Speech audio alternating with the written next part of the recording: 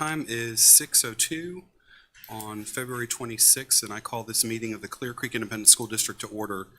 Let the record show that a quorum of board members is present and that this meeting has been duly called and that its notice has been posted in accordance with Texas Open Meetings Act, Texas Government Code, Chapter 551. Our first item on the agenda is our public hearing, and we're ready to get started. You were already sitting there. Yes, thank you. We're ready. And Texas Education Code requires each district's Board of Trustees to publish an annual report that includes Texas Academic Performance Report, campus performance objectives, district accreditation status, and additional data. And the Board of Trustees must also hold a public hearing to discuss the annual report. And Dr. Henley did share a summary of this report during the February workshop and will provide a summary of the report for the public hearing this evening. I'll turn it over to Dr. Henley. Thank you. Good evening. So this again is our 22 district report that includes our taper. Again, you had the draft on our February 12th workshop. So this is just kind of a summary of the 8 different sections that are included. This is all public information located on TEA's website, but it does include all the things from our taper, which is our Texas Academic Performance Report, finance, all the way to a glossary. It's over 1,400 pages long. So as a reminder, in section 1, that's from our PEIMS. So this is really the data that's collected demographically from our district that includes enrollment, demographic, graduation rates, all the different 13 indicators. Those are the different student populations that it looks at. And that's from our public education information management system. That includes our STAR assessment data, including STAR performance, STAR growth, and participation rates. As a reminder, it does include our accountability rating. However, those are not published at this time. It does include our attendance rate, our graduation rate, and our dropout rates for again, this is for our 22 graduates. So the 21-22 school year, even though it's our 23 district report. And then our college and career readiness. And then 16, that's like I said, that's all in section 1. Section 2 is our PEIMS financial report, which is again a lag year, so that's the 21-22 financial actual reports that includes revenues, expenditures, tax rates, and our fund balance. Section 3 in this district report will include a district accreditation status, and that looks at all of that information from section 1 and section 2, including the data integrity that we have submitted to TEA, and then our program readiness through results-driven accountability, and we are accredited for this school year. Section 4 are campus improvement plans. We call those goal-setting documents. Those are linked inside the district report. Section 5 is a report on violent or criminal incidents. If you'll remember, we had 45 incidents, 29 of those are felony drugs. Section 6 is our student performance and post-readiness. So Section 1 include college and career readiness indicators. Section 6 is their performance for a year in a post-secondary public institution, whether it's a 2-year or 4-year. So it includes GPAs and things like that, averages. Section 7 is our House Bill adopted 3 goals. If you'll refresh on the draft, we had original goals, and then now we have updated goals for the 2025 and 2026 years for college, career, military readiness, and early childhood literacy. We kept childhood math the same HB3 goal. And then section 8 is the glossary in the report. I said it's over 1,400 pages, linked. All of it, again, is public information, and it'll be linked on our website. And then there's the actual links to the taper and to our federal report cards, because they were reported about the same time. And then are there any questions about the data that's been presented previously? Thank you. Maybe before we open it up to trustees for any questions or comments, I will ask if there are any members of the community who wish to make a comment about the public hearing presentation this evening. Okay, seeing none, I'll open it up to the trustees if there are any questions or comments. Mr. President, just for public clarification, we did receive a presentation on this data in a lot of detail already at our last workshop. So just in case there's anyone watching this wondering why there's not much information, it's because it was in the workshop already. So. Yes, thank you, Mr. Bowen. Any other questions or comments? We do appreciate it. Thank you for walking through it. This was a lot faster than when we did this in the workshop. But we do appreciate all of the detail that you walked us through in the workshop. And I do know that there was quite a bit of conversation and discussion, as well as some possible ideas for future data for us to look at. So thank you. Thank you for that. Absolutely. Thank you, Dr. You're welcome. The next item on our agenda is closed session. And the time is 6:07, and the board will now move to closed session as authorized by the Texas Open Meetings Act, Texas Government Code, Section 551.001, concerning purposes permitted by the act, including 551.071, consultation with attorney, 551.072, deliberation regarding real property, 551.074, deliberate the appointment, employment, evaluation, reassignment, duties, discipline, or dismissal of a public employee, or to hear a complaint or charge against an employee.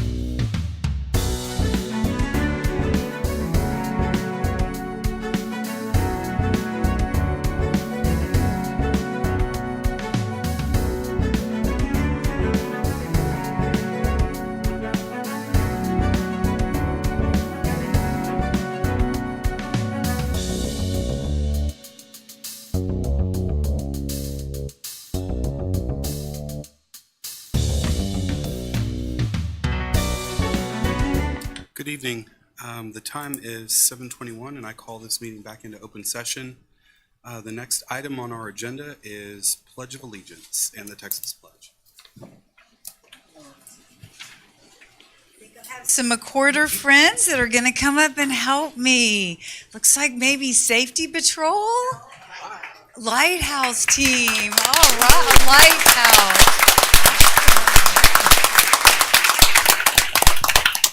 Okay, friends, there is the flag. Who is going to lead out in the pledge? Got it. Ready? Okay. I pledge allegiance to the flag of the United States of America and to the republic for which it stands, one nation, under God, with liberty and justice for all. Honor the Texas flag. I pledge allegiance to the Texas, one state under God, one and indivisible. And please remain standing for a moment of silence.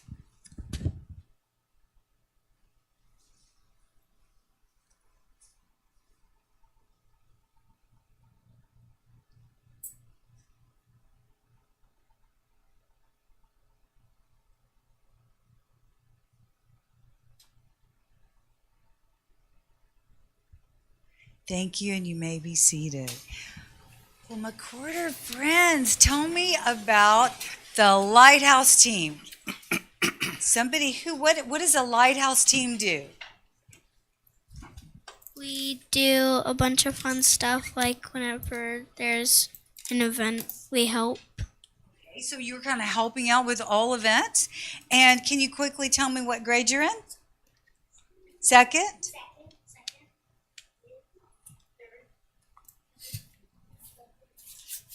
Okay, second and fifth, a little third grader. Wonderful. Anybody else? One more thing that the Lighthouse team does. We make improvements to our school. Make improvements to the school. Gotta have one more thing. Go ahead. We help out in the school area, and we do events. Okay, events help out with all activities. Is that right? Boy, so you're leaders. You are leaders in the school. That is wonderful. Well, I need you to stand up here with me, okay? Because we are going to have a very special celebration. What's something that you like about your school? What about your principal, Dr. Marquez? What about him? Do you like him? Yes. Good answer. Yes, very good. Yes. One thing that you like about Dr. Marquez. Somebody raise your hand. That he's really nice every single day. Okay, really nice every single day. He helps out at school events and is always there. Oh, always there. Anybody else real quick? One last? Yes, sir. He's very kind. Very fine. Well, let me tell you what else. Do y'all remember the assembly that we had over there a few weeks ago?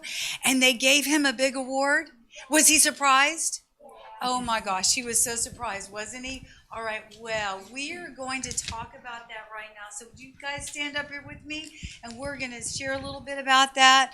So our hero in the hallway today is Dr. Michael Marquez, principal of McWhorter Elementary. Let's have Dr. Marquez come up here and stand with y'all.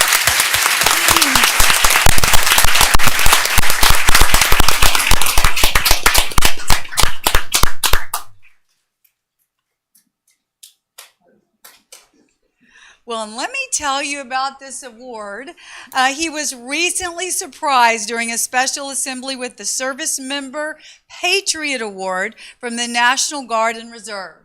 Dr. Marquez was selected not only because he served in the military, but he continues to support his staff who either serve in the reserves or is a spouse of a reservist.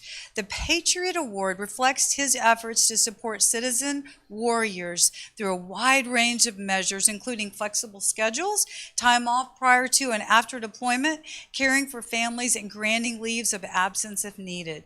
For those who know Dr. Marquez, he is very rarely speechless.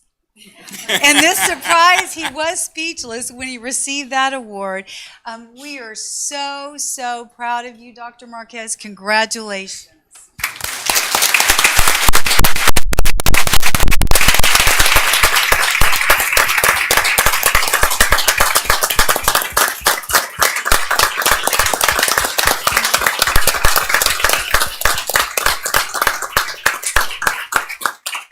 And, you know, you are a role model for all of us, not just the children. And I think about citizenship, you know, and our core value of citizenship.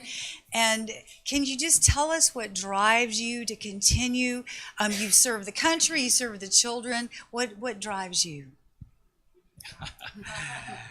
When I see our McWhorter kiddos, I see myself in them. You know, we have kids who come from all over the country and all over the world. We have almost 800 students, and 1 in 8 students is an immigrant. You know, on our campus. You know, I wouldn't be without my family. There's my dad right there, Juan Carlos. Stand up, yes. So, and then I have my sister Cynthia, one of my daughters Kara, and then my wife Jennifer. So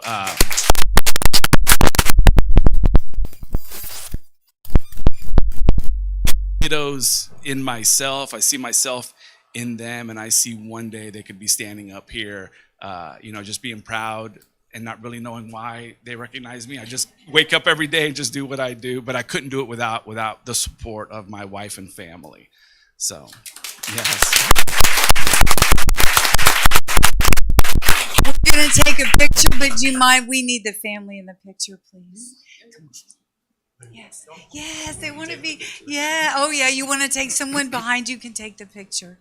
Yeah, see, Dr. Scott's going to take the picture. We can help you guys.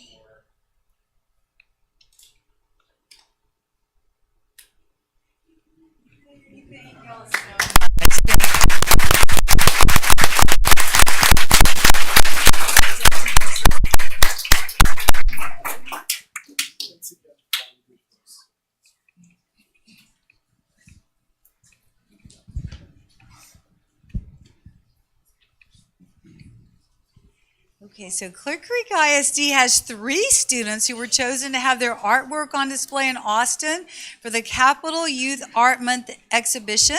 This exhibit showcases art from across Texas through March. We have 2 of them with us tonight. Piper McCourt from Clear Springs High School. Would you please come on up?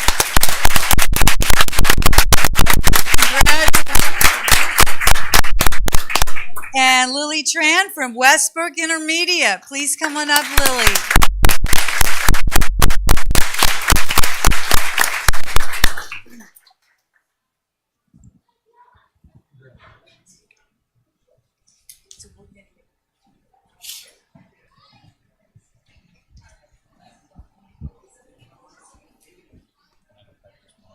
Okay, look right here, ready. Get one more. Okay, wait, before you go. All right, so just asking, so your art's displayed in Austin, right? I think it's going to go in March.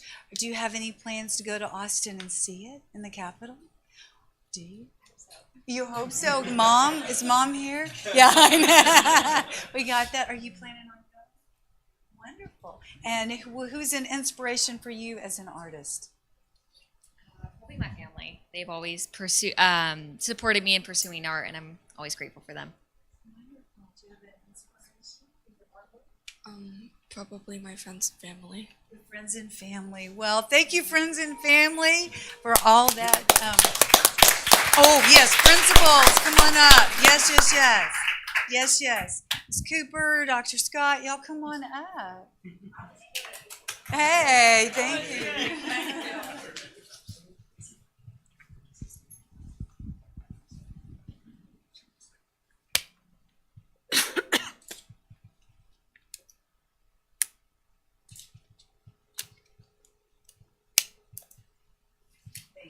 And your principals are inspiration too, right?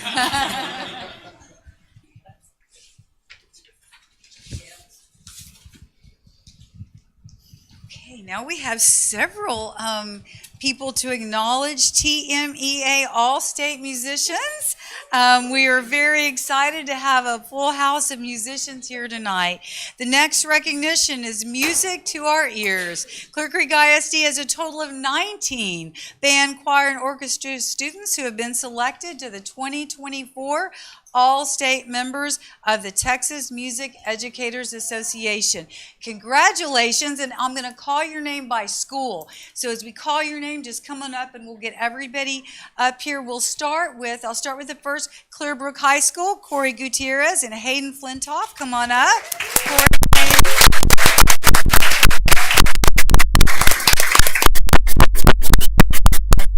Definitely. Directors come with them. Directors come with them. Clear Creek High School. Emily Nickel. Okay, Clear Creek High School, Emily Nickel, Chloe Smith, Haley Vermont, Suri Shee, Nathaniel Clark, and Juliana Garcia. Come on up.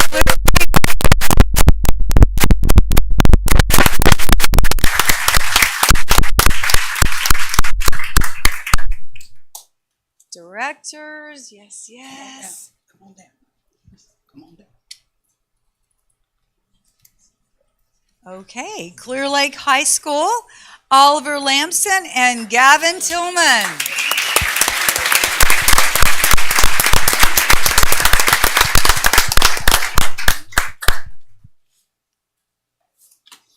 And Clear Springs High School, Blake Anderson, Matthew Balmer, and Jess Paulson.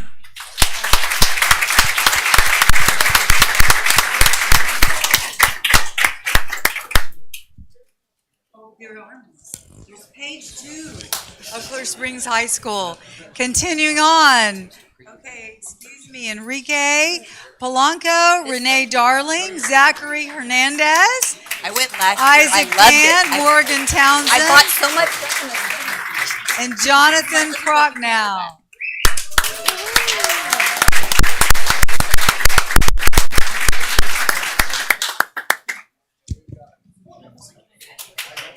All right, we're going to ask the directors are here, principals, come on up.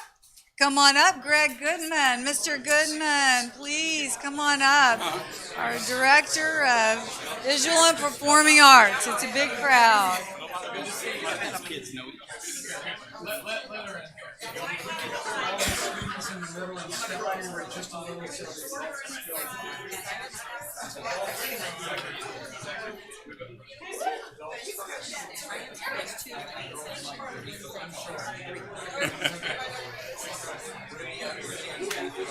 You just crawled up there.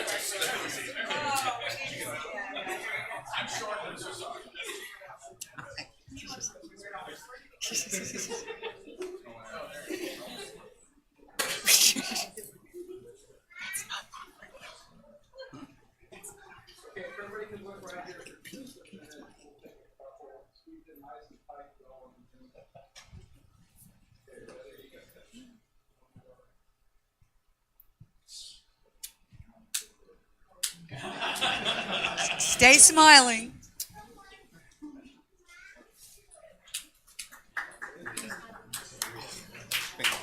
Okay. Hey guys, wait 1 second before y'all go back down. Let me know. Band, raise your hand. Okay, choir. Woo! Orchestra. What? All right, y'all performed in San Antonio? Oh, how was that? Somebody want to raise your, anybody? Yes, sir. It was fantastic. I had a lot of fun. Okay, and what did you gain from that?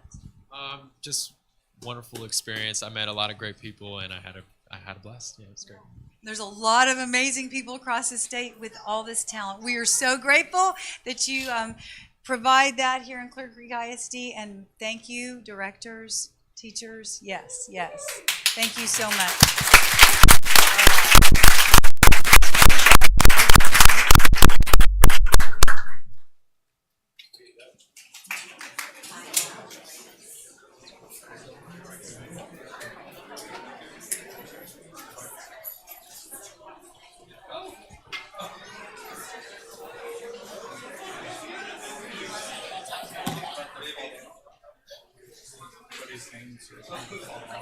People bumping into me.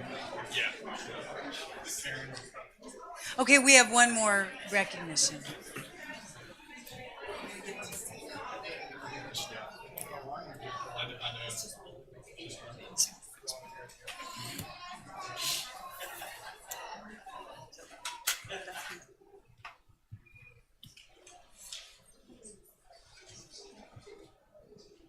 Man, it got empty. Where'd everybody go? Nobody wants to hang out with us. We got some fun stuff going on later on. It's a party. Okay.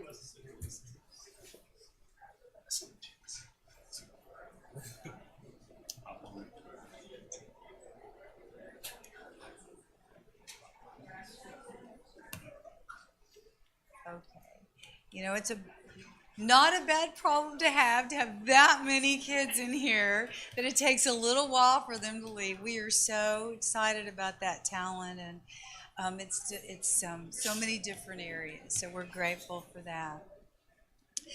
We have one additional recognition here before we get into community input. I think we have a few students spotlighted again tonight for community input. But I do want to highlight a national board certification. Clear Creek ISD is home to one of the 3,571 teachers who become national board certified teachers this year. Congratulations to Catherine Taylor from Bayside Intermediate for this rightful recognition of your efforts in the classroom. The national certification process is no easy feat and takes years to accomplish. We are pleased to have a total of 18 employees in Clear Creek ISD who have received their national certification from the National Board for Professional Teaching Standards. Ms. Taylor had a great support team along the way. Come on up. You're with your principal, Dr. Silva. Come on up. Yes, come on up.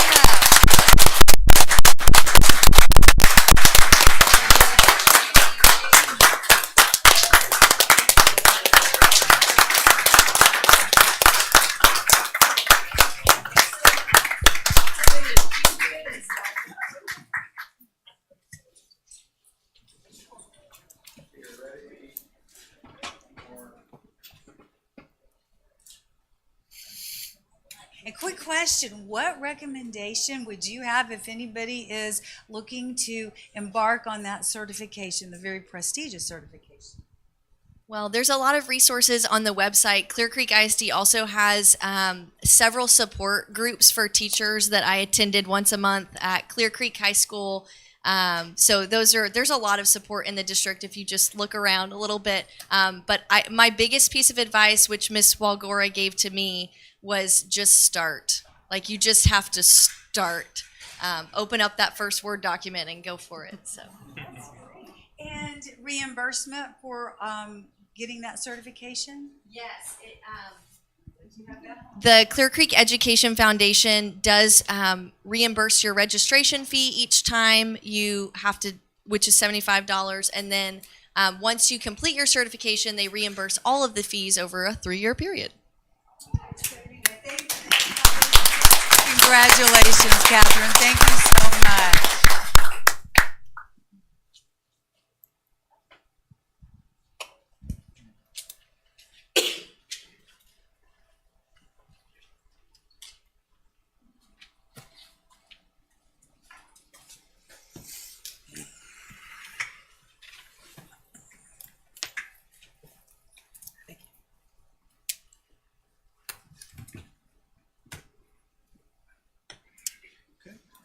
Our next item on the agenda is our district update.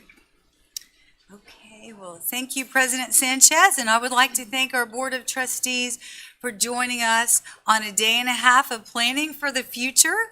As I shared during the February board workshop, we have a strategic planning team working on our vision for 2030.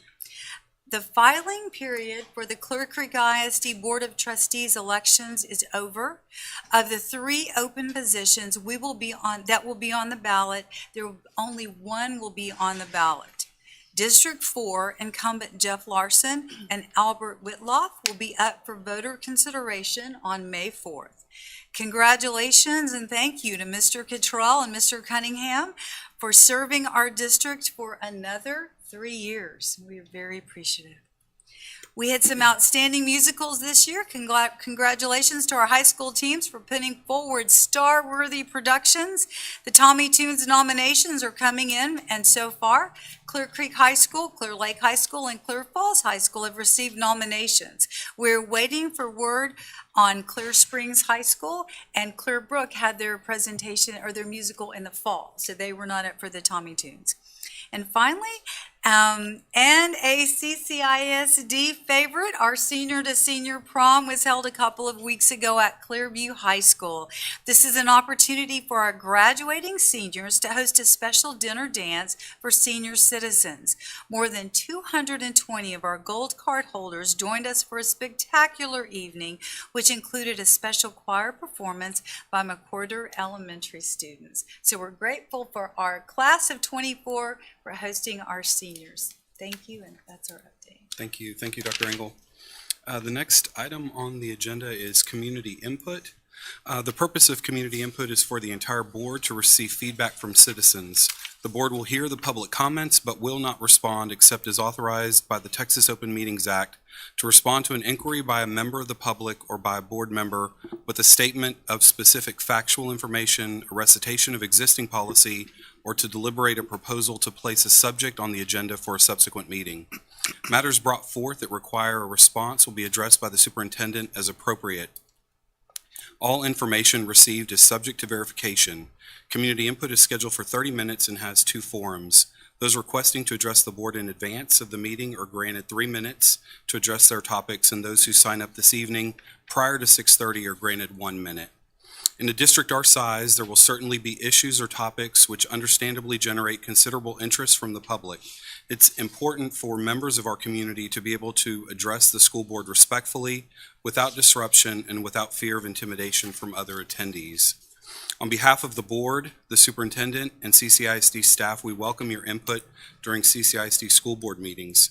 We request that everyone exhibit the respect and understanding each person rightfully deserves when addressing the school board during the public input portion of the meeting. And our first speaker this evening is Mr. Tom Davis. Thank you so much to the board and the administration for everything you do to support parental authority, teacher pedagogy, and helping our boys and girls become good men and women in the future. The title of today's speech and a book recommendation is Education with the Marxian Lens. This is another national trend. Not everything here applies to CCISD. Education is in bad shape in America and beyond today. It's obvious. Everyone perceives it.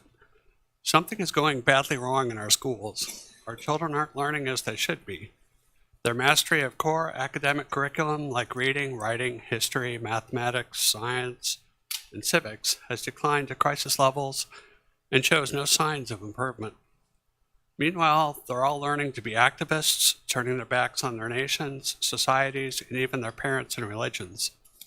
Instead of correcting course, school curricula keep veering into social and emotional learning, critical race theory, cultural competence, culturally relevant education, queer theory, radical gender theory, comprehensive sexuality education, decolonizing the curriculum, and even drag queens. What's going on? The answer is simple. Their education has been stolen from them. Activists have spent the last 40 to 50 years taking over education and transforming it into something different, not from education to neo-Marxist thought reform, follows significantly from the work of Brazilian Marxist by the name of Paulo Freire, who is little known outside of South America and colleges of education. In this book, Marxification of Education, James Lindsay, founder of New Discourses, breaks down the contents and impact of Freire's disastrous work so that you can understand it and hopefully put a stop to it. James Lindsay is an author, internationally recognized speaker, and the founder and president of New Discourses.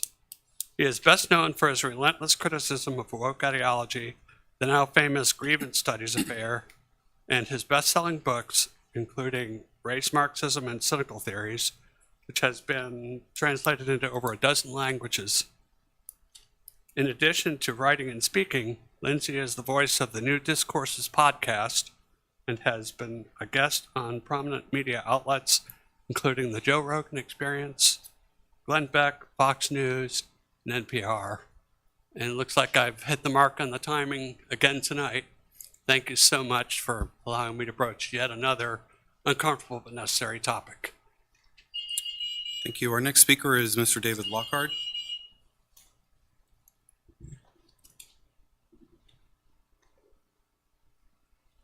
Mr. David Lockhart. I was calling for the next speaker. Thank you, Mr. Davis. Our next speaker is Libby Johnson and Pat Hallisey. Janice. Oh, it said Pat, but Janice. The better. And Angie. Looks like Angie. Thank you for having us. We really appreciate it. She's the founder of League City Proud organization and Holiday in the Park. I am a board member, and I have other board members here, Angie Mertens, Audra Bentley, and Christy Wright. And they have something for you tonight, but our whole goal here is that we started an art contest at Holiday in the Park. And the students had 2 hours to draw or paint what they thought Magic on Main Street was. And then we had community people that donated money for their scholarships. And I can't thank the community enough, and we're striving to have more community members so we can give higher scholarships. Today I have 4 of the scholarship winners, including first place, Sophia Pena,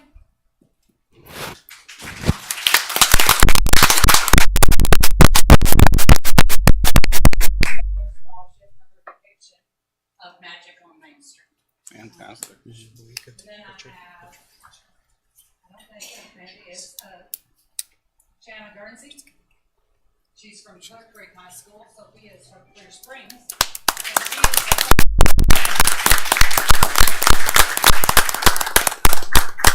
she's the third place winner, and she won $250. And then I have Danelle Bennett, who's an honorable mention.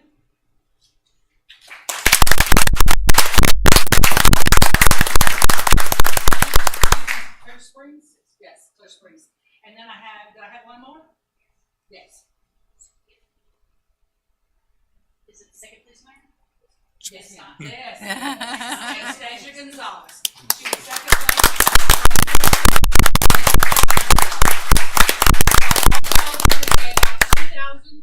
$2,050 in scholarship money on that day at the park. And the principals from Creek and Springs, can you come? Because I can't give the money to the kids. It's got to go to your bookkeeper for the awards. We're still high Springs. Okay, great. There you go. And that's got your $1,000 and the 2 honorable mentions. Okay. No one's from Creek. Just stand up.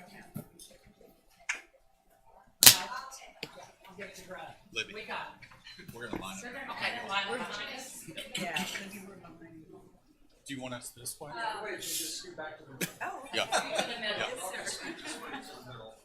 Our scholarship. Students can get right here in the center. The $1,000. More this way. The $1,000 scholarship, you do that, okay, was given by a gentleman who lost his wife, and she was, loved students and loved the arts. So she donated the $1,000, he donated it in her name. And the other winners, the $500 was from Brockway Realty, and the $250 was from Christy Wright and Stuart Title and her realty company. Okay, everybody look right here, we're gonna do a couple.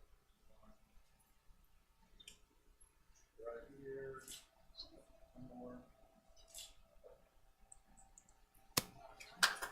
Thank you so much. Very proud of you. Very good. Yes. Jocelyn. Oh, please.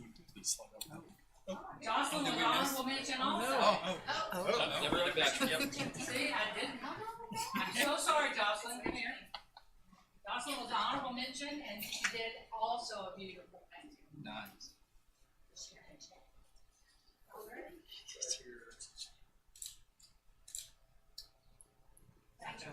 And Holiday in the Park this year is December 6th, 7th, and 8th. Come join us. The parade is on Pearl Harbor Day. Thank you. Thank you.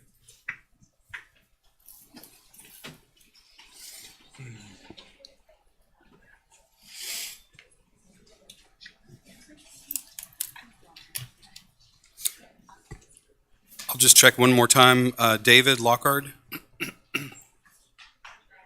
Okay. That concludes our community input for this evening, and our next item on the agenda is consent agenda. I'll entertain a motion. Mr. President, Mr. Cottrell? I move that we approve the consent agenda as presented. Thank you, Mr. Cottrell. Are there any, would anyone like to pull anything? Any items? Any questions or comments? Seeing none, all those in favor, if you'll raise your right hand. And it passes unanimous. Thank you. Thanks, Mr. Cottrell. Next item on the agenda is item B, consider approval of instructional resource selections for K-12 technology applications, K-8, K through 8, and several CTE courses. Great. Yeah, the State Board of Education issued a proclamation to call for new instructional materials, and proclamations are named for the year the materials are available in the classrooms. So Proclamation 2024 was issued for science, grades K through 12, technology applications, grades K through 8, and several CTE courses. Dr. Silva has led her team in the completion of the process outlined in policy for instructional resource review and selection, and I'll turn the presentation over to her. Thank you. Great to see everybody tonight. I'm happy to be here to talk a little bit about Proclamation 2024. So the state, as Dr. Engel mentioned, the State Board of Education is the one who determines what subjects are on the proclamations, and usually they're tied to a change in TEKS potentially, and so we have some new science TEKS coming, and so the proclamation, the reason why we call it 2024 is really, it's the year that we will put these instructional materials into place. So it's actually coming up soon. So I'm excited to also introduce you to Shannon Simons, our Executive Director of Curriculum and Instruction, and she really led the process, a lot of the work, and it's all outlined in our policy, but she led that process with lots of other teams, so I will turn it over to you. So we'll give you a little bit of information about the process and the selection of the materials then for your approval, we hope tonight. So the first thing is just let you know that it is lined out in policy as we stated, but these were our leaders of those subcommittees. And so for elementary science, we have Elena Jackson, and all these people are here with us tonight. Secondary science, we have Andrea Fries, and then secondary career and technology education was led by Casey Bevel. And lastly, technology applications led by Kelly Lane, if they will stand. So it is a lot of work to make sure that we're following all the policy and also getting the committee members. So thank you to them for leading those causes. The next thing that I'm going to show you is how those were subdivided by committees. And so for elementary science, that was just one subcommittee that chose materials for kindergarten through 5th grade. And then for secondary science, for secondary science, you will see that they actually had 5 different subcommittees. Those sciences are very different, and making sure that we had materials aligned to exactly what those courses need. So you'll see those outlined from 6th, 7th, and 8th grade to the electives, and then a committee for biology, chemistry, integrated physics, and chemistry, and then physics. And then for technology apps, that was subdivided into elementary and secondary. And then Career and Technology was actually one subcommittee, but you can see the courses that they were charged with adopting materials for. So a little bit about the process, just kind of an overview. They are, as you mentioned, as we mentioned, developed by the curriculum coordinators, as well as they are charged with getting a committee together that's outlined in the policy of that percentage of each designated portion of that. We also have opportunities for parents to be involved with that, as well as community members as part of those committees. They established as a subcommittee with the guidance of those coordinators and directors criteria into which those resources are to follow, especially ensuring that they're take aligned. I'm thinking about the access for all of our students and all our programming. They do get the opportunity as subcommittee members to hear from all the vendors that we host here in CCISD, as well as a night for community input to make sure that we're getting all information from all those that are invested in that for our students. And then finally, we do have them review and make recommendations. And then prior to tonight, we did bring this to our DEIC committee in order to recommend moving on to the board for approval. So just a special thank you to all those that served. It does require multiple meetings as well as reviewing the materials on their own. And we know that with all that takes from a teacher, that's just another added need, but know the importance of that. And so what I'll move on to here is just show you what we're recommending for each one. So for elementary science, you can see, I won't read them all to you. I can read this one because it's only one, but they'll get a little bit more as we go through. But Texas Science by McGraw-Hill for K through 5. And then for secondary core sciences, you will see the same with McGraw-Hill for 6, and then those core in high school biology, IPC, chemistry, and physics. So some alignment that is nice to see just how that panned out with our rubrics, but also knowing that for the teachers and the students, it's nice to have that same vendor with that. And then for secondary electives, you see a little bit different in there based on just the nature of those courses and also who was available for review from TEA. And then career and technology, we had quite a few courses. This is the first 4.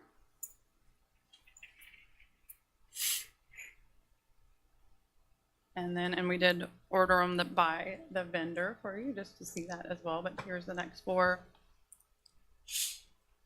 And then finally for our health science theory, you can see they had quite a big job in terms of recommending those and reviewing materials. And then finally for our tech apps, you can see for both elementary and secondary, it was the same resource by learning.com. And so after following our policy and getting through their recommendation and going to DIC, our next is to bring it to you for the Board of Trustees for approval. And upon hopefully, if approved tonight, I'm going to the next stage, which is going to the instructional materials and technology allotment for recommendation for funding. And then from there, being able to get those, purchase those materials prior to the beginning of the school year, is not only for the teachers to have in their hands, but also for the students at the beginning of the school year. And we will entertain questions. Thank you. Any questions from the board? Yeah. Mr. Bowen? Yes, and obviously we were provided a lot of information, sign-in sheets. Kind of in my cursory review of those, I noticed that on a lot of those sign-in sheets, there were maybe only 1, maybe 2 parents and community members on some of these committees. And I know it's tough to find people sometimes for these, but I did kind of want to ask just what efforts did y'all go to try and find more parents, even some of the parents listed are people who kind of have a history with the district and are former teachers themselves. So did we really solicit parent involvement in these committees, and kind of what did that look like? Sure, I'll answer for. So we followed the policy, which is in EFAA and regulation, but essentially we post it on our website. We do our social media push and all of those things. But ultimately, our committees per policy are based are 80% teachers. So while there may have been just 1 or 2 community members, it all depends on how many committee members there are total. So we want the vast majority to be the ones that will use the resource, the teachers. So that 80% of teachers includes special services teachers or students, teachers who service EB students and different things like that. 10%, at least one, but no more than 10% is what our reg says, shall be a parent or community member. And then at least one, but no more than 10%, shall be an administrator. And so we have those different reps, but and also one is an instructional technology. But primarily, the committees are teachers, 80%, as our policy says. Thank you. Thank you, Mr. Bone. Any other questions or comments from the board? I had one. Mr. Cunningham? Looking at the list of publishers, I'm pretty familiar with McGraw-Hill, pretty familiar with Cengage and some of the others. Never heard of Savas Learning Company under Anatomy and Physiology. Could you just talk about that publisher? I can't tell you a lot about that publisher, but we have used that publisher and are currently using that publisher for several things. I can get some more details if you'd like, but they were on the list of approved resources from TEA, as were some of the other ones that are listed here that aren't a big publisher like McGraw-Hill. In the past, we have used Savas for various courses. Okay. And currently are as well. I could do some research and get you a little more information if you'd like about it. Mr. Bone? Yeah, maybe just as kind of a more general statement or follow-up. So the SBOE, their proclamation dictated certain requirements for these textbooks. And so has TEA already pre-approved all of these as complying with the new directive? That is correct. All but one, and the one that didn't fall on the TEA list was the, our PowerPoint's gone, that's okay, is the exam online study guide for health science theory. Those teachers wanted to have the resource from Elsevier, the fundamental concepts and skills for the patient care technician. That was on the list, but the study guide wasn't actually on the list, and they wanted that as an additional resource to support students. Okay. Is there anything in the study guide that we're concerned might not be compliant with the directive? I mean, just because that's a little bit of additional exposure, especially I could imagine how that could kind of be a sensitive subject from an SBOE perspective. Have we really made sure that that's a resource that isn't going to cause any controversy? We can double back on that, but the teachers felt like that was very aligned to and providing a specific like exam passage. You know, it's sort of a study guide for specifically for the exam. So I can circle back to them, but that was we just kind of discussed all of those big ideas and concerns as a whole, and that didn't come up as a concern. Okay. Thanks. I would imagine that PCT course, though, is probably compliant with, maybe, because I'm thinking about my son when he was in the course, and I think they did some cross study with, I don't think it was COM. I'm having a senior moment. Well, the exams that the study guides that are provided are aligned with the exam. So that's there should be nothing in the study guide that isn't aligned with the exam. I can circle back to that committee and make sure that they reviewed that in full, but I think that the intention with that was not necessarily to provide a resource for direct instruction, but to provide a resource to help our students pass the exam. And this is the NHA resource? This is yes. Okay, who is NHA? Is that just the authority that gives the exam? That I don't know those letters, so I will look that up. But it is, I think, the authority that gives the exam. Any other questions from the board? Okay. I'll entertain a motion. Mr. President, Ms. Cheka? I move to approve the recommendation of the superintendent to approve the CCISD subject area subcommittee's recommendations for all instructional materials as presented. Thank you, Ms. Cheka. Any other questions or comments? Seeing none, all those in favor, raise your right hand. It passes unanimous. Thank you. Thank you. And we will provide those details in the Friday Friday packet. packet. Yeah, Yes. thank you. Thank you, Dr. Engel. Thank you. Next item on the agenda is consider approval of the use of capital project funds for facility-related projects. This is going to be Mr. Miller and Mr. Argon, and we have various facility-related projects that are coming up quickly, possibly, and so wanted to bring those to your, as a request. Good evening. We're going to tag team it a little bit. The first item that we have, this first item is capital projects funds for facility-related projects. The first line item on there is for furniture, instructional materials, and curriculum materials for our pre-K program expansion that we're doing in the fall. 16 classrooms for a total of $288,000 is requested from capital and contingency reserve funds to provide those materials. And then I will hand it over to Al. Perfect. Good evening. We are requesting to use capital and contingency reserve funds of $35,922.32 to do some needed foundation repairs at the Learner Support Center, basically around the stage area. We're noticing some significant foundation issues, and we want to address them before they get worse. We are also asking to use $5,943 to do some asphalt and concrete repairs and add some speed bumps to the back of the driveway at the Learner Support Center.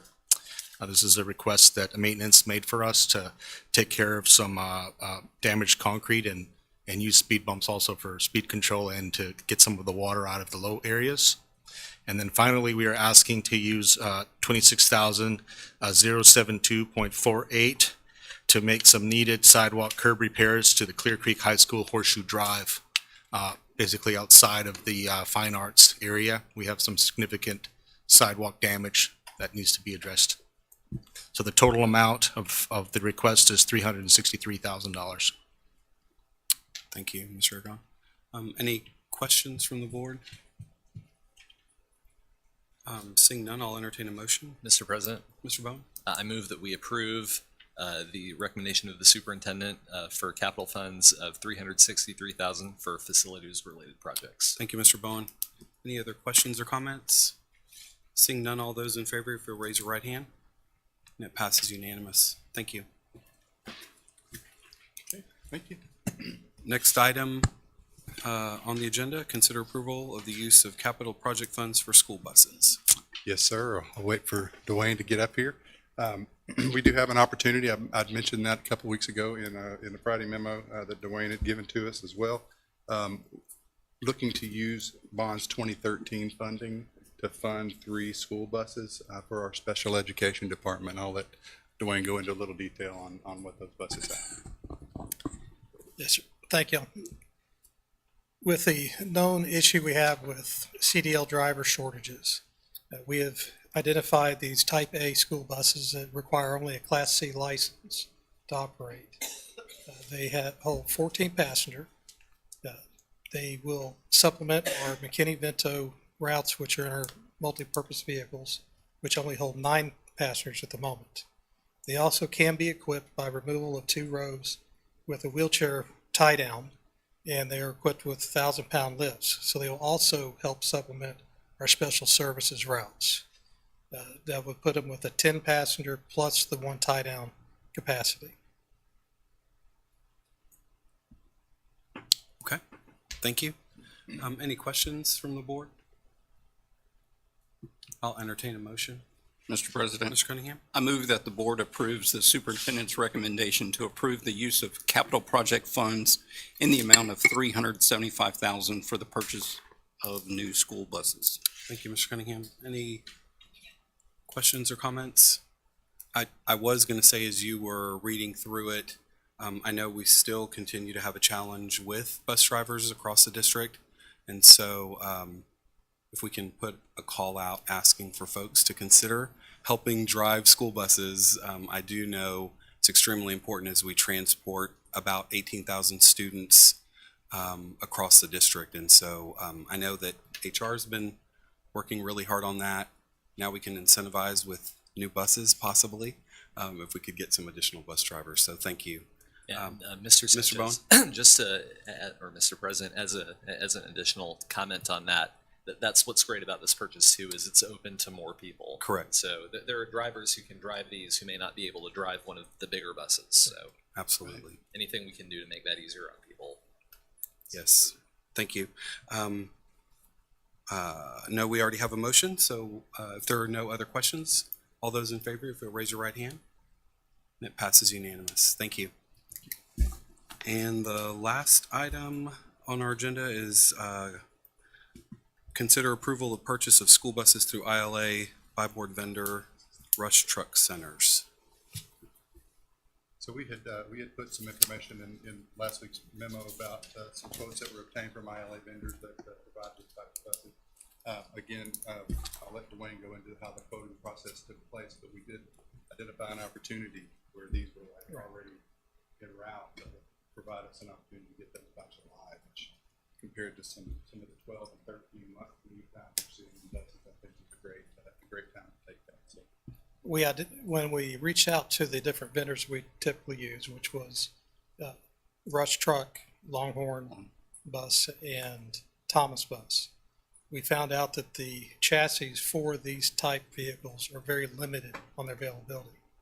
Rush Truck, however, had 3 units that were coming in stock that we were able to reserve and hold for this opportunity. And they total the amount as presented, and they're currently on hold for us. So the lead time for the other vendors, they had no set date for construction or even the chassis being provided for them to build. Okay, thank you. Any questions, comments from the board? Is this why they're called Rush Truck Centers? This time. Just one question. Does Bluebird, do they have any type of buses that would fit this application or These no? Rush Truck is the vendor Is for Bluebird? Bluebird. Okay, Yes, okay. these are not Bluebirds, however, these are Collins. Gotcha. That'll be coming in. Okay. Thank you. Any other questions or comments from the board? Seeing none, I'll entertain a motion. Mr. President. Oh, go ahead. No, Go ahead. no, we haven't heard. You're from on a roll. Jameson. We haven't heard from Jameson. Mr. McKay. Mr. President, I move that we approve the purchase of 3 Type A lift-equipped school buses from ILA HGAC vendor Rush Truck Centers in amount not to exceed $375,000. Thank you, Mr. McKay. Any other questions or comments? Seeing none, all those in favor, if you'll raise your right hand. It passes unanimous. Thank you. thank you. And with no further items on the agenda, we will adjourn at 8:14.